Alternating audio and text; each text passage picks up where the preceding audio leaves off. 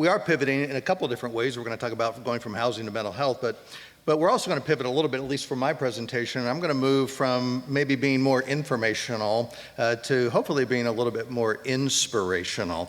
I don't have a PowerPoint for you today, but I hope to point you to some power today. Sorry about that.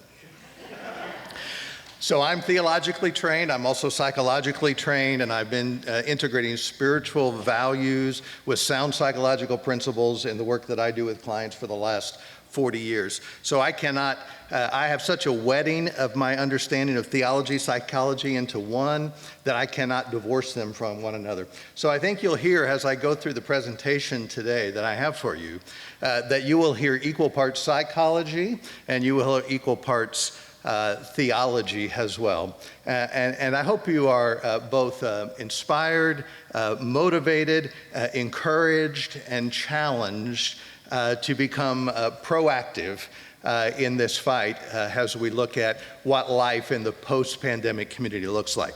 Okay, you ready to go? I want to tell you this. I am fascinated with the number 3.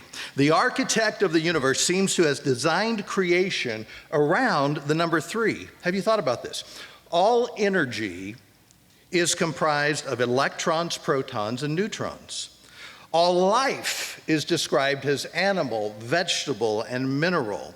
All matter exists as a gas, a liquid, or a solid. Human beings are described as possessing a body, a soul, a spirit.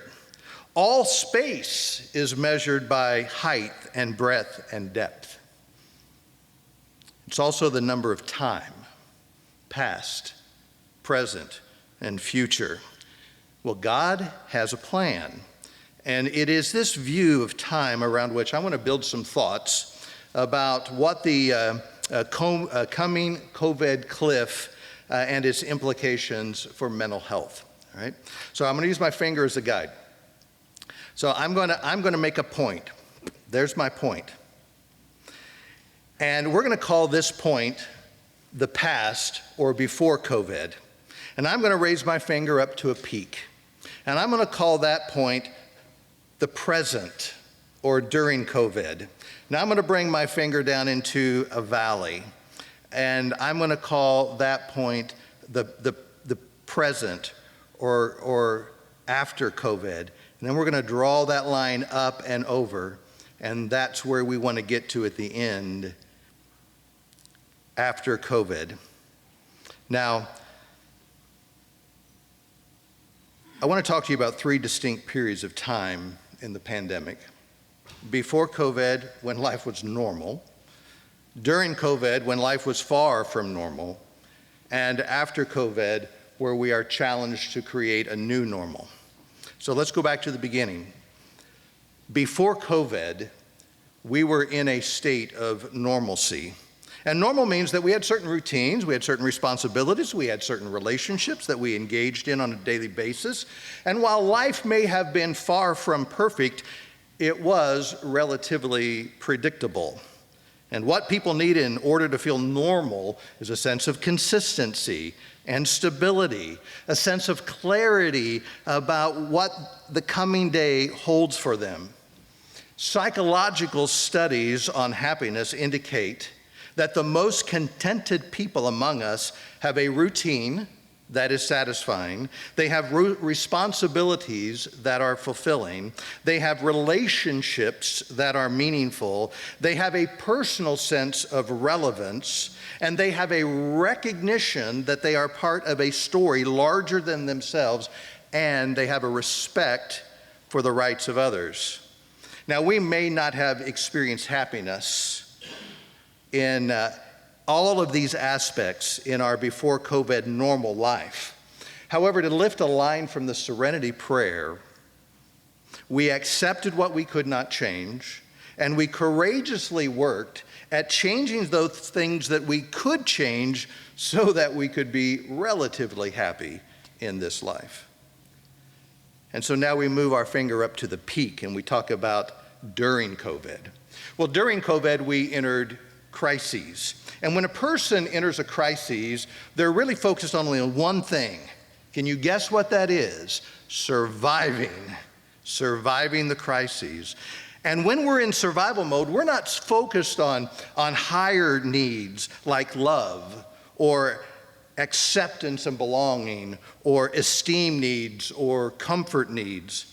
We become fixed on meeting needs having to do with safety and security and survival. In a moment, our priorities change, and the things that we need to survive become the things of greatest value. Important and survival things like disinfectant and toilet paper. The value and priority of those things changed during COVID. Things that had brought enjoyment in our lives, but were not necessary for survival, shut down. Gone were things like going to church, eating in restaurants, spending quality time with family and friends, going to concerts, working out at the gym, going to sporting events, interacting with coworkers in the office, going to class, participating in group activities like bike rides and backyard barbecues, and celebrations of life like weddings and funerals. These were not essential activities for survival, but they were essential activities for coping with the stressors of daily life. And because many of our means of coping were no longer available to us, people began to develop fear responses, levels of stress and anxiety that they had never before come up against. And an emotional breakdown occurs when one's level of stress is greater than one's coping mechanisms in order to manage them.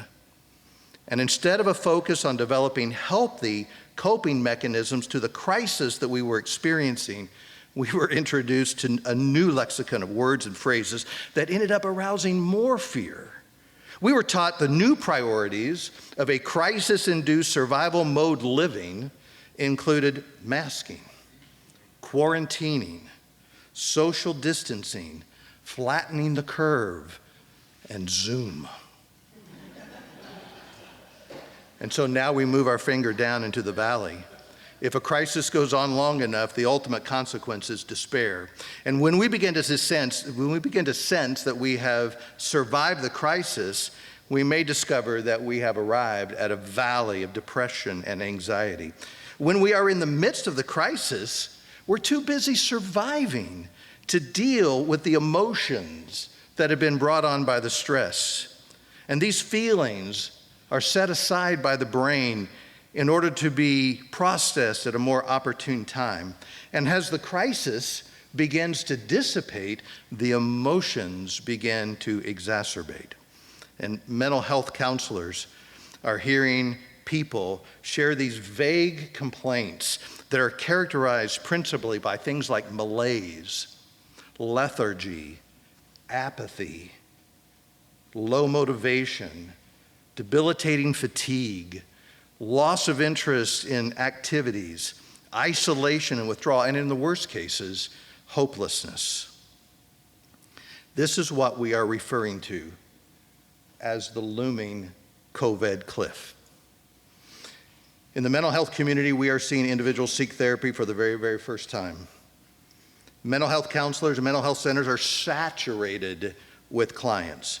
Our center itself here up in Greenwood, we would typically integrate or assimilate about 50 new clients, individuals, couples, families, each month.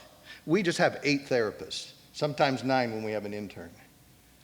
Typically, we would have about 50 new client calls a month that we would assimilate and integrate into our center. In the first 6 months of 2021, we have had over 100 new clients want to come and see our clinicians every month. We've had over almost 600 individuals, couples, and families that are seeking therapy with our group, and there's no way that we can integrate that many people. The bad news is that people are hurting. The good news is they are asking for help. But the worst news is the current mental health system cannot accommodate the overwhelming need. And I am desperately sad that for the first time in my 40-year career, that I am turning people away that are asking for help. There's nowhere for them to go. The thing we're trying to do is we're trying to develop groups. We're trying to put more people in the same hour in order to accommodate more, but we are turning people away. There is no place for them to go. Now, up to this point in their lives, most people have had adequate coping mechanisms to deal with the stressors that they were facing. But now they discovered that they are not properly equipped to deal with the challenge of establishing a post-COVID new normal. And so now we move our finger up and over. This is the after-COVID time. This is the journey, that new normal that we must navigate. So before COVID, our priorities are set. During COVID, our priorities change. And after COVID, our priorities get reevaluated and reset to new priorities. We begin to search ways to keep ourselves safe from future crises. When cars are losing control and going off narrow roads of a high mountain cliff, we have two options to help them. We can put an ambulance at the base of the cliff to race them up to the hospital when the cars come crashing down, or we could put guardrails up at the top of the road to prevent the cars from falling off the cliff and avoiding injury in the first place.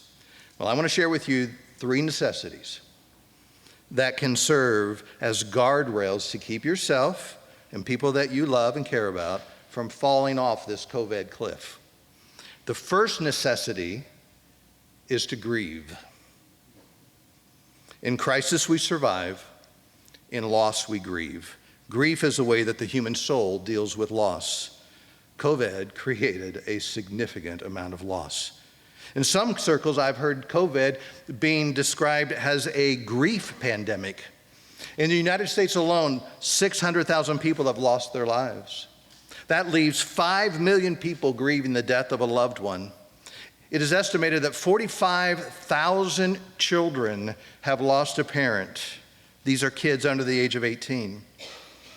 There were financial losses.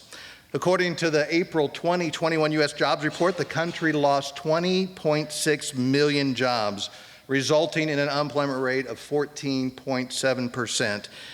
That's a level that has not been seen since the Great Depression. Now, while those are examples of tangible losses, there's also been intangible losses, such as loss of freedom, loss of fellowship, loss of family connection. We can lose a sense of security and a sense of significance. Those are 2 primary and universal needs that all humans have. All change will bring with it a sense of loss. Life is a continuing process of adjusting to and navigating through change. Now, change will typically happen in small increments, and usually the pace of change is slow enough that we can sort of assimilate it and integrate it effectively. But occasionally, the mass of change is such that it overwhelms us. In psychology, this is called an adjustment disorder. An adjustment disorder is a negative emotional or behavioral reaction to a stressful event or change in a person's life. And when we are overwhelmed, we will respond in one of 2 ways. We will either shut down and avoid acting altogether, or we will act out in negative ways. Both are attempts to avoid the pain of loss. And grieving only works to assimilate loss and lead to positive change when we move through it. And the way that we move through grief is to talk about our loss. The only way to get to the other side of grief is to go through grief, and grief is when we tell our stories to others. Grieving is the telling and retelling of our experience through a loss or a traumatic event. A rabbi once lived during the time of Sodom and Gomorrah, and he would travel between these 2 twin cities of wickedness, and he would preach that people should repent and turn to God Day after day, week after week, month after month, and year after year, this rabbi would tell his story. But nobody ever listened, and nobody ever changed. And one day, his friends came to the rabbi, and they told him, "Rabbi, people are making fun of you. No one is listening to you. You are the laughing stock of Sodom and Gomorrah." And they begged him to stop telling his story. And they reminded him that in all the years that he had been talking, no one had ever changed. And to this, the rabbi responded, "Friends, you misunderstand. I long ago stopped talking so that others would change. Oh no, now I speak so that others will not change me." The losses experienced during the pandemic are powerful. The COVID cliff has the power to send people over the edge into grief. And while we do not have the power to change what happened, we do have the power to determine how we're going to respond to it. And when it comes to grieving our losses, we must never stop telling our stories to any and all who would listen. I believe that we need to collectively enter into a process of mourning. When we grieve, we gather. And COVID caused us to lose the opportunity to gather. And for me, two enduring pictures of the pandemic are those photographs we've all seen of people dying alone in hospitals with iPads on poles saying goodbye to their loved ones. The other enduring picture are cars lined up in funeral home parking lots driving through a tent, saying goodbye to loved ones in a casket. COVID robbed us of the opportunity to gather and to grieve. So in short, to avoid the COVID cliff, we need to set the example by being willing to tell our story to all who will hear it. There's a second necessity, and that's the necessity to give. To give. Not only must we be willing to tell our stories to others, we must be willing to hear the stories of others. One of the primary reasons people seek therapy is because they want someone to hear them. They want someone to help them make sense of their story. They want someone to help them reframe their narrative into a better story. I once had a client say to me, "Man, I couldn't do what you do. I could not sit and listen to people gripe and complain all day long." And it made me think, is that what I do? I don't like that either. So it made me begin to reflect on just what is my job? What is it that I do? And I determined this. It came to me that what I do is that I listen to people's stories. I get invited by others to draw alongside of them in times of change or challenge or transition or crises.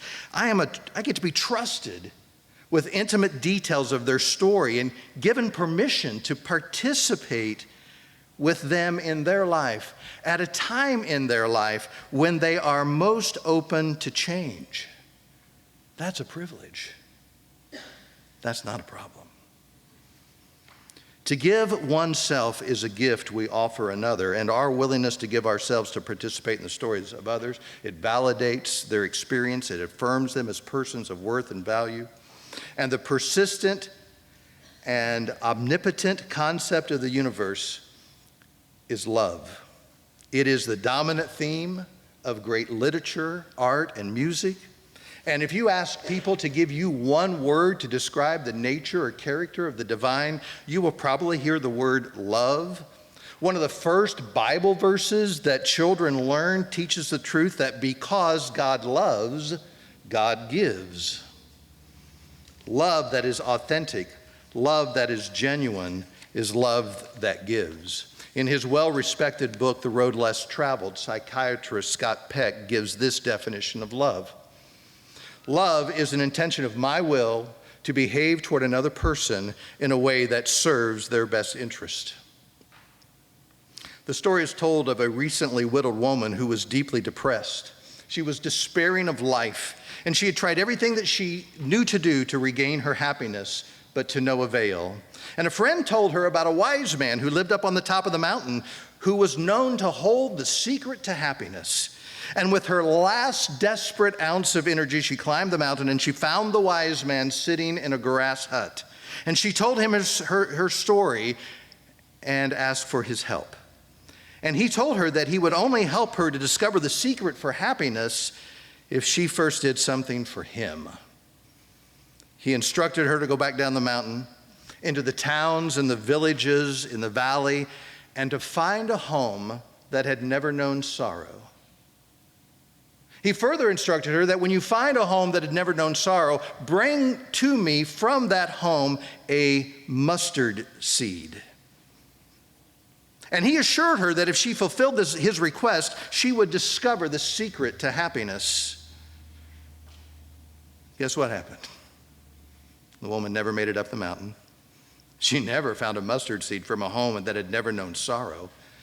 However, what she did find was that in the process of sharing in people's stories, participating in their pain by contributing caring and comfort and kindness, guess what she found? The secret of happiness. When God solves a problem, God sends a person.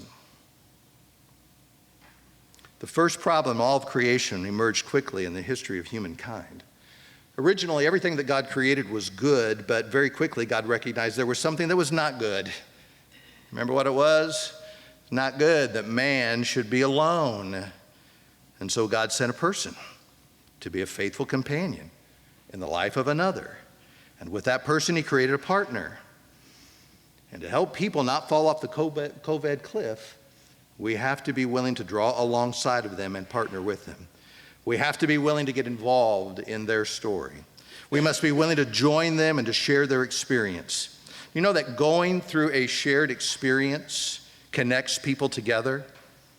Those emotions become the glue, the adhesive that bonds us together. The 1972 Miami Dolphins are the only professional football team ever to go through the season undefeated and win the Super Bowl. And on the day that the last team of the current season loses their first game, the remaining players on the Miami Dolphins team get together and celebrate. They still feel connected because of their shared experience after nearly 50 years. COVID took very much from very many. Giving becomes a means of redemption, and it's how we begin the process of restoring what was lost. So in short, when we give, we participate in the stories of others. There's one more necessity, and that's the necessity to grow.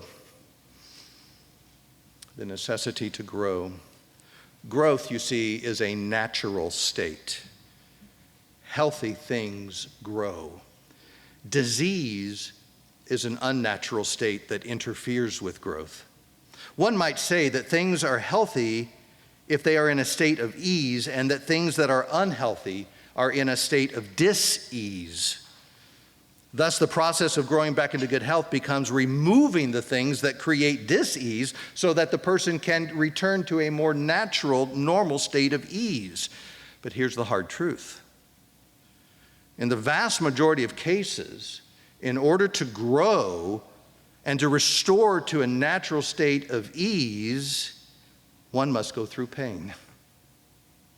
Pain of loss. I was talking with a client one day explaining that therapy involves a process of helping a client sit with their pain so that they can acknowledge it, so that they can accept it, so that they can advance through it and ultimately appreciate it. And in objection and frustration to this concept, my client blurted out, "What is the gain of pain?" And I found myself blurting right back to her, the gain of pain is change. The gain of pain is change. Allow me to let you in on a little understood truth. People do not grow when they are comfortable. People only grow when they are uncomfortable. You see, when people are comfortable, they generally feel content, and so they lack contemplation and self-reflection. And when people are uncomfortable, they tend to be more motivated to find escape from their pain. Unfortunately, sometimes the choices that people make to escape the uncomfortableness from their pain often ends up bringing them greater pain into their life. I remember my first day of therapy school. It was day one, class one, hour one, minute one, and the professor came for us group of students. And the first words out of the professor's mouth, as he rubbed his bearded chin, because you know all male therapists have beards, and you have to. It's in the contract. And in his best therapy voice, he said this to these students. He said, "Your job as a therapist is to find out what people want and to make sure they do not get it." I know, right? We laughed at that. We thought he was telling a joke. That was really funny. But he didn't laugh. And you know, when the professor just stares at you and doesn't laugh, you're supposed to think. Did you know that? When they're looking at you and not talking, you're supposed to think. So we started thinking about what in the world could he mean by that statement. And it took us students a moment to understand what the professor was saying, but it shortly dawned on us. He was teaching us this truth, that what people want is very likely not bad. However, how they go about getting what they want may be unhealthy, maladaptive, inappropriate, and an impediment to healthy growth. Noted psychiatrist Carl Jung was famous for saying this: neuroses is merely a substitute for legitimate suffering. What he meant by that was this: that people, in an effort to avoid pain, would choose behaviors that in the long run would create more pain than what they would have encountered or experienced if they had just sat with their original pain. Our task to create a post-pandemic new normal is to recognize those things in us that create dis-ease and to remove them. We need to get real about the pain that people are experiencing today through this pandemic. And we need to be willing to get involved with those who are hurting and sit with them in their uncomfortableness. And we need to be willing to get connected with organizations that are doing the work of caring for those in need. And we need to get rid of self-centered attitudes that focus on our comfort to the exclusion of the needs of others. And it is when we engage with others in this way that we grow. We are benefited and others are blessed. There's a parable about a vineyard owner who was walking through his vineyard one day with his foreman, and he came upon a fig tree in the middle of his vineyard. Now, vineyards are beautiful places of long rows of grapevines, and to have a fig tree grow up in the middle of that vineyard was intolerable for this vineyard owner. This fig tree that had grown up involuntarily in the vineyard, it was unexpected, it was unwanted, and it was unfruitful. And the vineyard owner turned to the foreman. He told him to dig it up, discard it. And the foreman made another suggestion to the vineyard owner. He said this, he said, "Why don't we cultivate it? Let me cultivate around the tree, and then let me fertilize it. And then if it bears fruit, then we'll keep it. But if it doesn't, I'll dig it up and throw it in the fire." And the vineyard owner agreed to that plan. And that was the end of the parable. We don't know what happened. We don't know what the result was. The parable ends without knowing the ultimate end. It tells me that each of us has the opportunity to write our own ending to this pandemic story. And here's my ending. The desired state in life is growth evidenced by bearing fruit. And this means having something of value to show the world and to share with other people. And when we're not growing, expect the ground around you to be disturbed and to have some manure dumped on you. But this happens, friends, not because you are despised. This happens because you are deeply loved. And because you are loved, you will not be allowed to remain the way that you are. Therefore, we human beings take the unexpected. We take the unwanted. We take the out of place, and we make it fruitful. And because we do, we are all richer for the experience. Thank you very much.